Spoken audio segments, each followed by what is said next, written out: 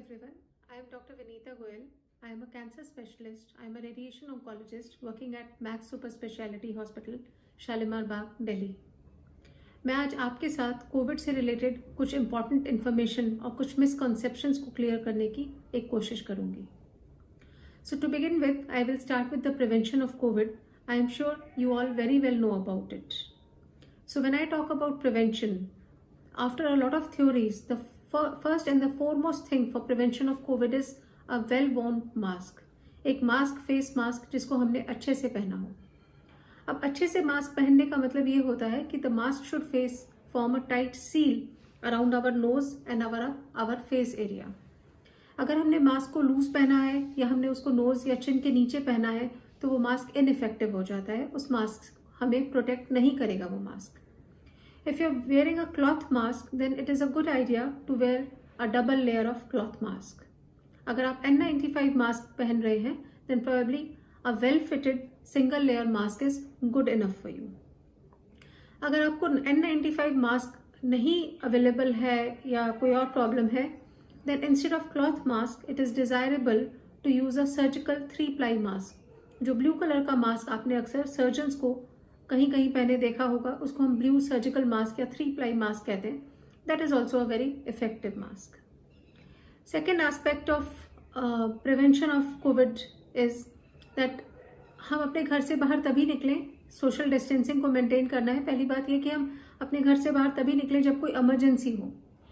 अगर रिक्वायरमेंट नहीं है then please stay at home. अगर आप अपने घर से बाहर निकल रहे हैं, फॉर एग्जाम्पल सपोज आप वैक्सीनेशन के लिए ही जा रहे हैं, तो वहां भी अपनी सोशल डिस्टेंसिंग को मेंटेन करें। And the third aspect of prevention of Covid is about hand sanitization and another aspect of prevention of Covid is vaccination.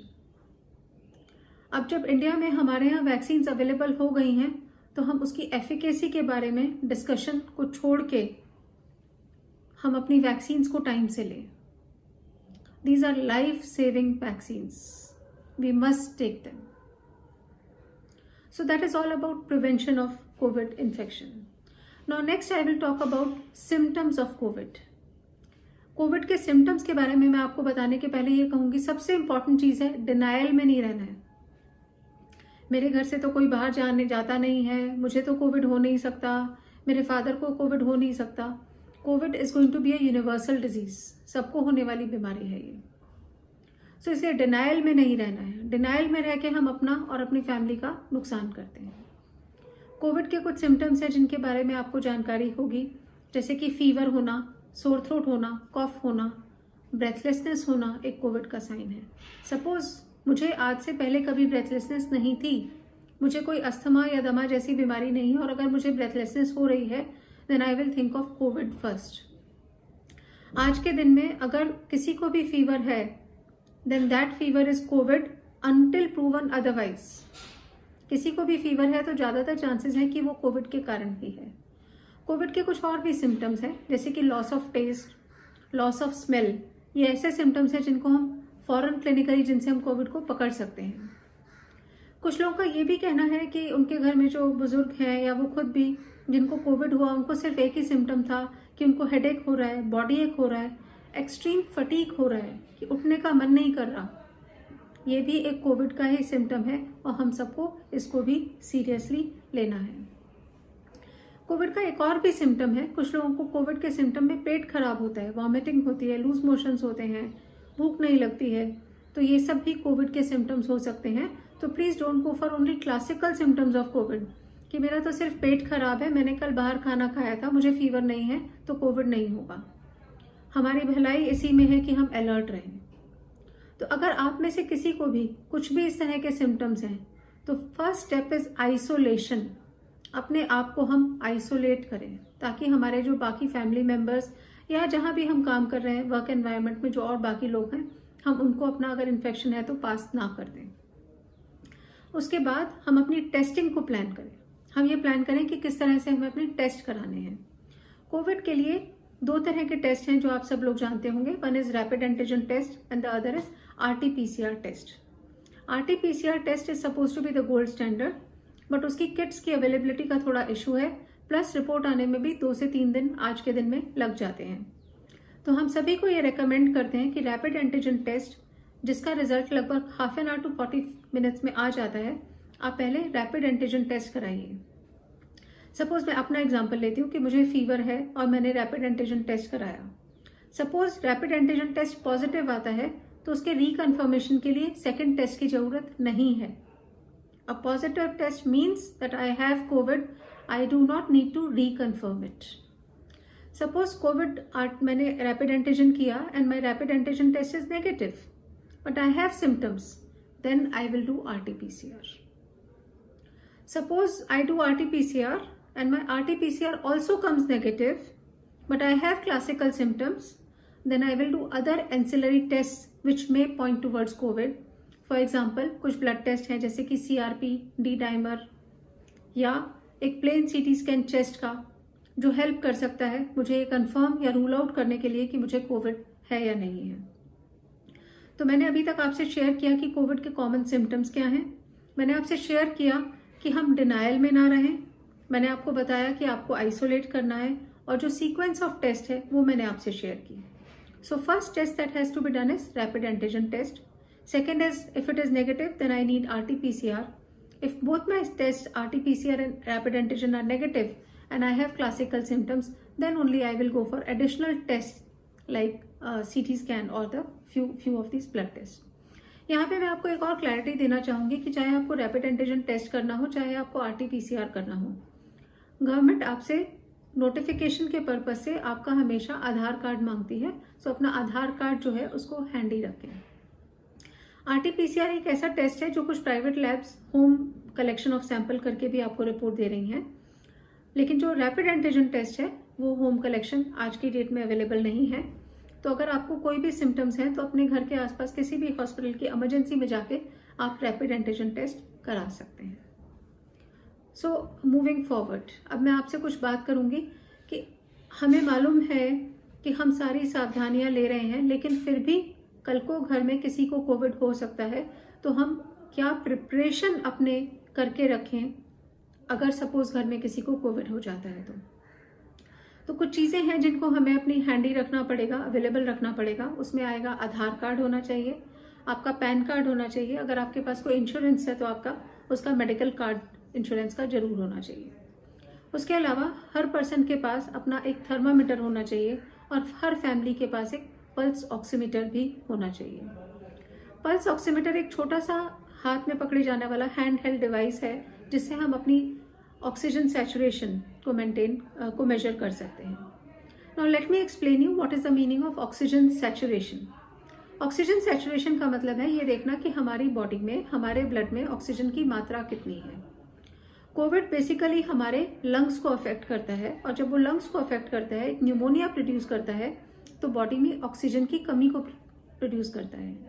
तो क्या हमारी बॉडी में पर्याप्त मात्रा में ऑक्सीजन है या नहीं है, उसको मेजर करने के लिए जिस डिवाइस को हम यूज करते हैं उसको हम कहते हैं पल्स ऑक्सीमीटर। सो ये एक पल्स ऑक्सीमीटर है।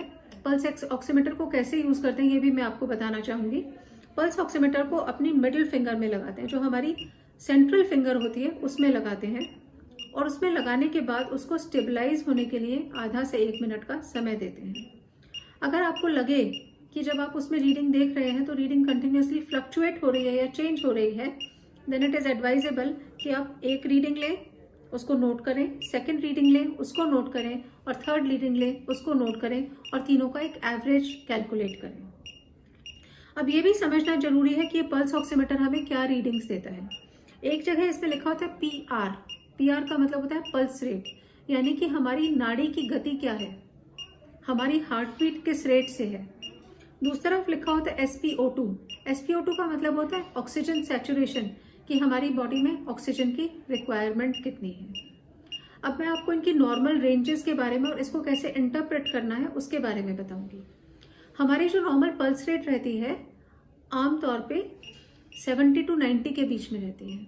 अगर किसी का पल्स रेट 90 से ज़्यादा है तो वो इंडिकेट करता है कि हो सकता है कि उस पर्सन को कुछ फीवर हो। फॉर एग्जाम्पल, सपोज किसी का पल्स रेट 100 है तो 100 पल्स रेट का जनरली मतलब होगा कि 100 के आसपास फीवर है। अगर किसी का पल्स रेट 110 पर मिनट है तो उसका मतलब होगा कि लगभग उसको 101 के करीब बुखार है।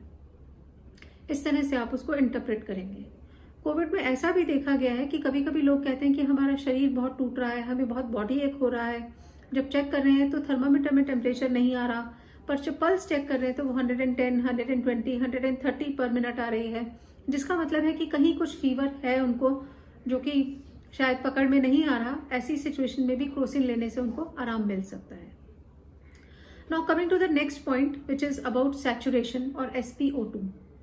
हमारी बॉडी में नॉर्मली एक फिट इंडिविजुअल की बॉडी में जो सैचुरेशन का लेवल है वो 97, 98, 99 होना चाहिए।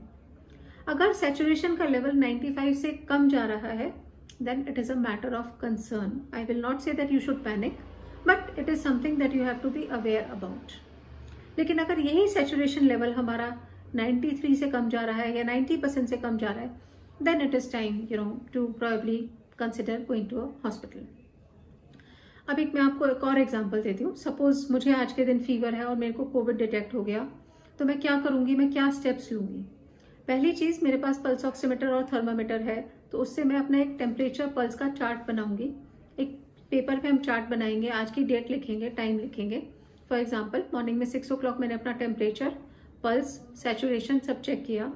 फिर 10 बजे 4-4 घंटे के बाद, हर 4-4 घंटे के बाद, या जब कोई सिम्टम्स होंगे, कोई प्रॉब्लम होगी, तो हम एक चार्ट बनाएंगे ताकि हमें पता चले कि हमें कितनी बार दिन में बुखार आ रहा है और हमारा पल्स रेट और सैचुरेशन कितना रह रहा है। जब भी आप अपना सैचुरेशन चेक करेंगे तो सैचुरेशन 2 पोजिशंस में चेक करेंगे। एक तो सैचुरेशन चेक करेंगे बैठ के या खड़े होके स्टेबल पोजिशन में, और उसके बाद 6 मिनट लगातार चलने के बाद फिर से अपना सैचुरेशन लेवल चेक करेंगे। जब हम चलते हैं तो हमारी बॉडी ऑक्सीजन को कंज्यूम करती है, तो उसकी ऑक्सीजन की रिक्वायरमेंट बढ़ जाती है। तो क्या मेरे लंग्स उस इंक्रीज्ड डिमांड के साथ कोप अप कर पा रहे हैं या नहीं? तो जब मैं 6 मिनट्स के बाद अपना सैचुरेशन लेवल चेक करती हूँ तो मुझे ये समझ में आएगा।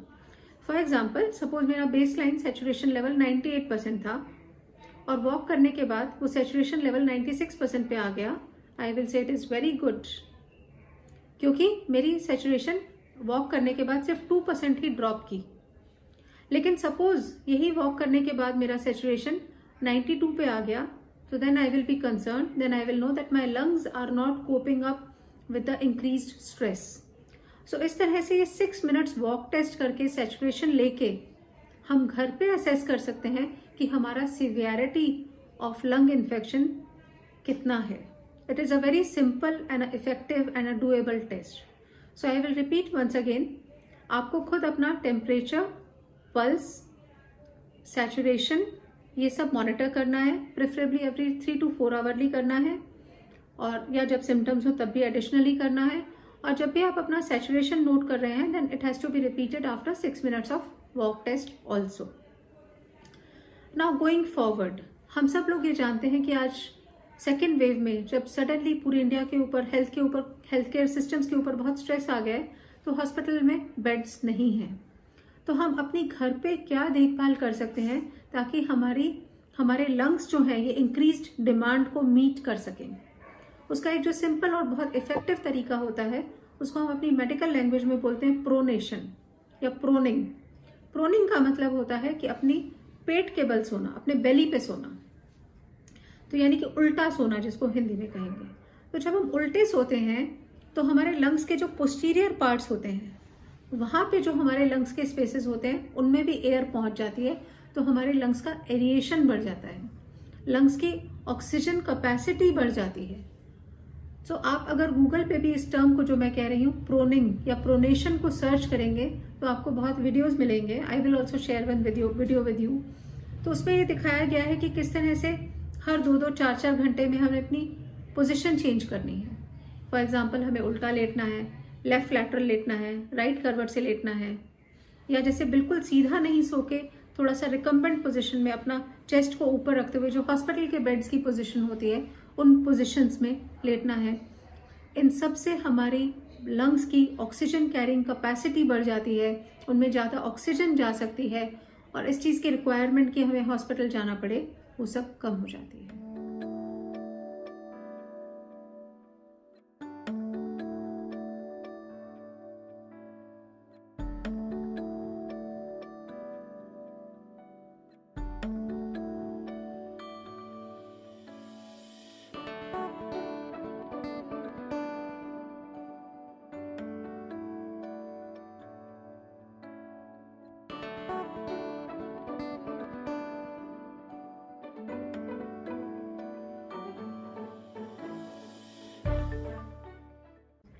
इसके अलावा मैं आप सभी से रिक्वेस्ट करूंगी कि अगर किसी को घर में कोविड हो तो वो खाना आहार जो फूड लें वो थोड़ा लाइट होना चाहिए, इजीली डाइजेस्टेबल होना चाहिए, पानी खूब पिए, फ्रूट्स वगैरह खूब लें, रेस्ट खूब करें और पैनिक नहीं करें।